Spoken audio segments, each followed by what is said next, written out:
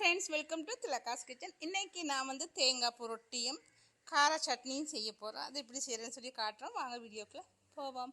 இப்போ நான் மாவு 3 கப் மாவு எடுத்து பெரிய பாதி தேங்காவா ஒரு தேங்காய் ஃப்ரெஷ் தேங்காய் திருவி சேர்க்குறேன். அதுக்கு தேவையான அளவு உப்பும் சேர்க்குறேன்.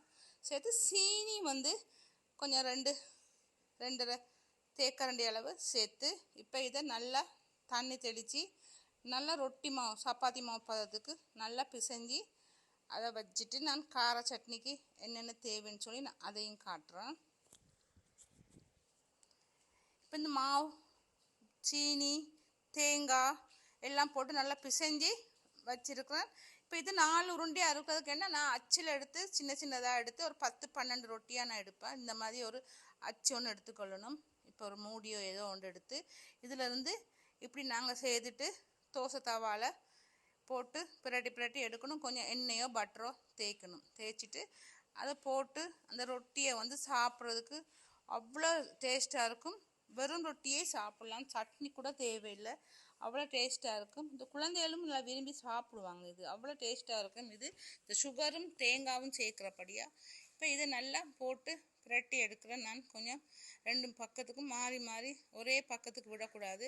கொஞ்சம் இப்படி திருப்பி போடணும். போட்டால் தான் அது 2 சைடும் ஒரே அளவுக்கு வெந்திருக்கும்.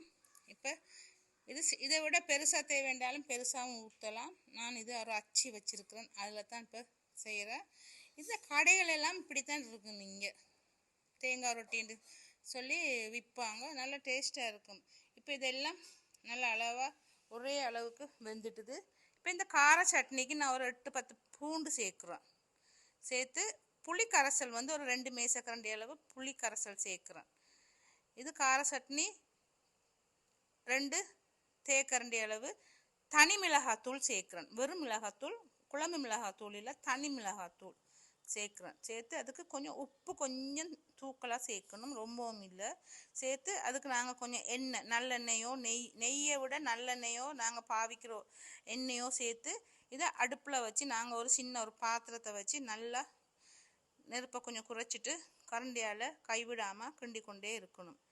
கிண்டிக்கொண்டே இருக்கும்போது இந்த கார சட்னியும் அந்த நாங்கள் செய்த தேங்காய் ரொட்டியும் சாப்பிட்றதுக்கு அவ்வளோ ஒரு டேஸ்ட்டாக இருக்கும். அது சரியான மட்டும் வாயில் அப்படியே இருக்கும், காரம் தெரியாது. சாப்பிட்டு கொண்டே இருக்கலாம். இது சரியான ஈஸி. இதே மாதிரி நீங்களும் செய்து பாருங்கள். சரியான சிம்பிளான ரெசிபி, எல்லாத்துக்கும் பிடிச்ச ரெசிபி உண்டு.